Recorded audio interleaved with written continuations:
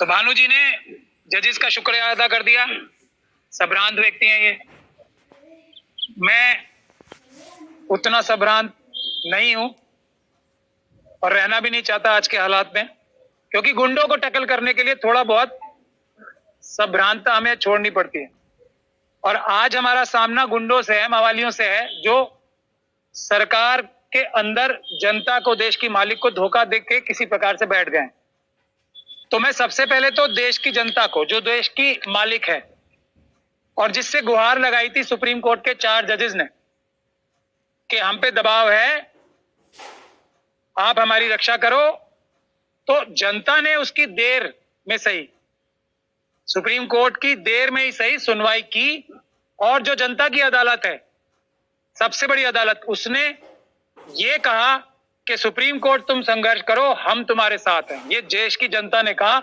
ये फैसला मैं देश की जनता को मुबारकबाद देना चाहता हूं कि आज ये हौसले वाला फैसला देश की जनता के आश्वासन के बाद आया है, ऐसा मेरा मानना है। और मुझे ये यकीन है कि मैं इसमें गलत नहीं मान रहा हूं, सही मान रहा हूं, वरना ये फैसला आना इतना आसान नहीं था। देश की जनता ने अब कह दिया है सुप्रीम कोर्ट और संस्थान को, ईमानदारी से काम करो, बहादुरी से काम करो, हम तुम्हारे साथ हैं, डरने की कोई आवश्यकता नहीं है किसी से। अब इसलिए यह फैसला है। और ये फैसला क्या है, मैं उसी देश की जनता के मालिकों को उनकी आम भाषा में, उनके समझ में आने वाले तरीके से बताना चाहता हूं।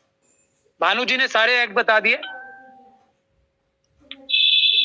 जो गैर संवैधानिक करार दिए हैं सुप्रीम कोर्ट ने। गैर संवैधानिक का मतलब क्या हुआ? संविधान को तोड़कर, संविधान का उल्लंघन करके, गैर संवैधानिक तरीके से ये जो मनुवादी लोग हैं और जो ये आरएसएस और बीजेपी के लोग हैं, इन्होंने इलेक्टोरल बॉन्ड का ये क्राइम किया था, जिसको सुप्रीम कोर्ट ने क्राइम डिक्लेयर किया है, संविधान के विरोध में डिक्लेयर किया है, संविधान के उल्लंघन में डिक्लेयर किया है। जो बाकी कानून होते हैं आईपीसी वगैरह, ये पार्लियामेंट पास करती है, संविधान तो हमारे देश की जनता ने पास किया है। तो संविधान की खिलाफत करना सबसे बड़ा अपराध होता है। तो सबसे बड़ा अपराध सुप्रीम कोर्ट ने देश की जनता के हौसला देने पर घोषित किया है। अब 2 चीजें बहुत महत्वपूर्ण है इसमें, जो भानु जी ने बता भी दी है, लेकिन मैं उसमें से थोड़ी सी क्लैरिफिकेशन और देना चाहता हूं। 2 इश्यूज थे। एक इश्यू यह है कि जो पॉलिटिकल पार्टीज हैं उनको चंदा लेना भी आवश्यक है। जो लोग उन्हें चंदा देते हैं, ये सरकार ने क्या क्राइम किया है वो बता रहा हूं, उनकी आइडेंटिटी छुपानी। जो लोग अपोजिशन पार्टीज के, छोटी पार्टीज को जो चंदा देते हैं, उनकी पहचान छुपानी नितांत आवश्यक है। इसी जो संवैधानिक और कानूनी जो एक प्रोविजंस हैं, उसके तहत ही 20,000 रुपए तक कोई अगर किसी पॉलिटिकल पार्टी में देगा तो उसका डिस्क्लोज करना जरूरी नहीं है, ये बताना जरूरी नहीं है कि किसने पैसे दिए, ताकि उसकी आइडेंटिटी छुपा के रखी जाए। ये एक महत्वपूर्ण कार्य है देश की डेमोक्रेसी चलाने के लिए। वो बचाने के लिए उसके साथ, इस प्रोविजन के साथ धोखाधड़ी करके, जैसे चोर और बदमाश, लुटेरे, इनके जो क्रिमिनल्स हैं जो इंडस्ट्रीज की शक्ल में नजर आते हैं, उनका प्रावधान ये 20,000 रुपए वाले प्रावधान के साथ जोड़ के इन्होंने ये कहा कि कोई 1,000 करोड़ दे, 2,000 करोड़ दे या 10,000 करोड़ दे, उसकी भी आइडेंटिटी नहीं डिस्क्लोज की जाएगी। ये शरारत, ये बेईमानी, ये क्राइम सरकार ने किया था, जिसको एंटी कॉन्स्टिट्यूशनल सरकार ने घोषित, सुप्रीम कोर्ट ने किया है घोषित। ये महत्वपूर्ण बात है समझ। भानु जी ने टाइमलाइन भी बताई। ये सारे इलेक्टोरल बॉन्ड एसबीआई के जरिए ही इशू किए जाने, कोई भी कंपनी को एसबीआई में जाना था। पहली महत्वपूर्ण बात, जिस प्रकार से एसबीआई को डायरेक्शन दी गई है अभी, और इलेक्शन कमीशन को डायरेक्शन दी गई है, और इलेक्शन कमीशन ने आज भी इस जजमेंट में भी साफ तौर पे लिखा है, मैं आपको पढ़ के भी सुनाऊंगा, कि सुप्रीम कोर्ट में छल कपट करने की कोशिश की, तथ्य छुपाने की कोशिश की, तो वो ईवीएम के लिए भी तथ्य छुपा के झूठे एफिडेविट सुप्रीम कोर्ट में फाइल कर रहे हैं। लेकिन इसमें सुप्रीम कोर्ट ने इलेक्शन कमीशन की चोरी पकड़ ली, वो भी मैं आपको पढ़ के सुनाना चाहता हूं। ये देखिए, एक 2017-18 में जजमेंट आई थी, इंटरिम ऑर्डर जो 2019 में किया था कोर्ट ने, उसमें यह कहा था कि जो इलेक्शन कमीशन है वो जितनी भी पॉलिटिकल पार्टीज के जितने भी इलेक्टोरल बॉन्ड्स आए उनका डेटा कलेक्ट करेगी और सुप्रीम कोर्ट को बताएगी। चुनाव आयोग के वकील ने धोखाधड़ी करके सुप्रीम कोर्ट के साथ क्या बोला ये मैं आपको पढ़ के सुनाना हूं, ये पेज है 149, 150 जो जजमेंट का है। During the course of hearing mister Amit Sharma, council for ECI stated that ECI had only collected information on contributions made in 2019 because a reading of paragraph 14 of the interim order indicates that the direction was only limited to contributions made in that year, यानी कि 2019 में paragraph 13 and 14 of the interim orders are extracted below।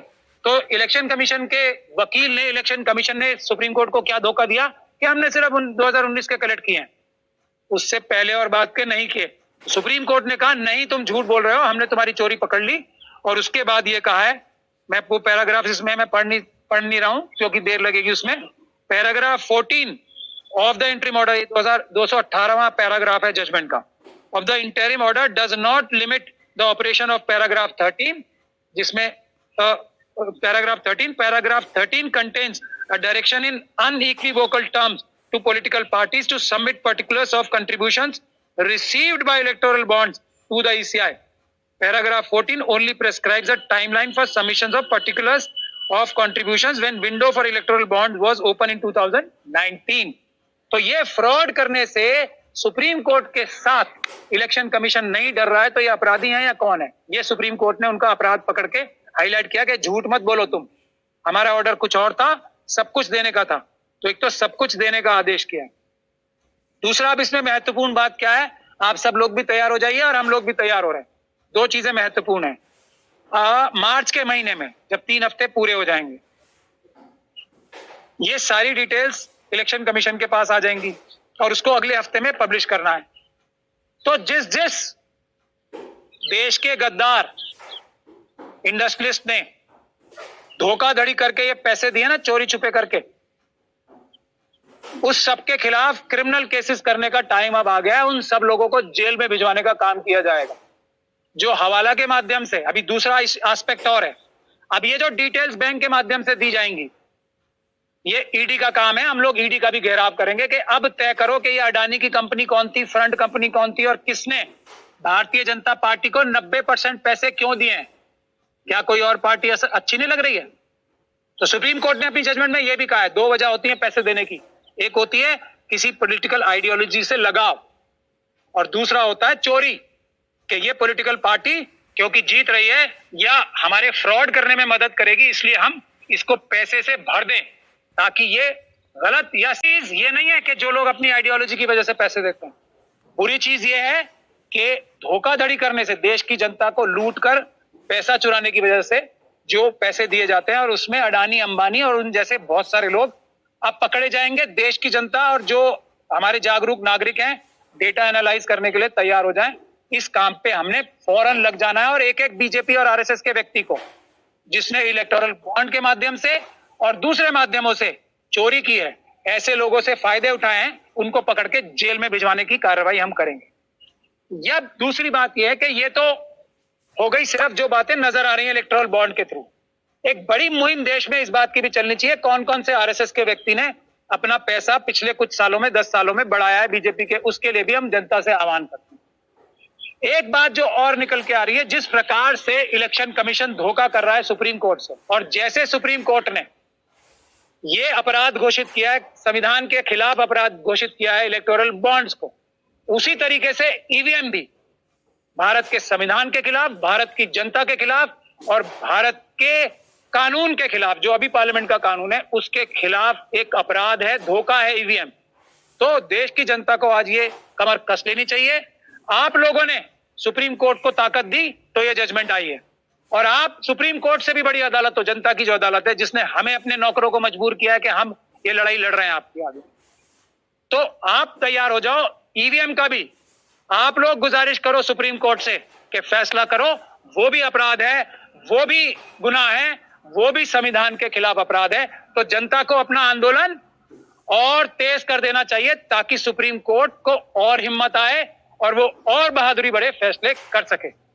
आखिरी चीज मैं किसानों के लिए ये बोलना चाहता हूं कि हम लोगों का दिल, हम फिजिकली यहां बैठे हैं लेकिन हमारे दिल सब लोगों के और हमारी सोच सारी उन किसानों के साथ है जो अपने लिए नहीं लड़ रहे हैं, जो देश की जनता के लिए, जो खेतिहर मजदूरों के लिए, जो ट्राइबल्स के लिए, जो देश के आम नागरिकों के लिए, जिनको ये गंदे घिनौने कानून लाके जिनके खाने के पैसे बढ़ाए जाने वाले थे, उनको जो लड़ाई लड़ रहे हैं, हमारा दिल उनके साथ है।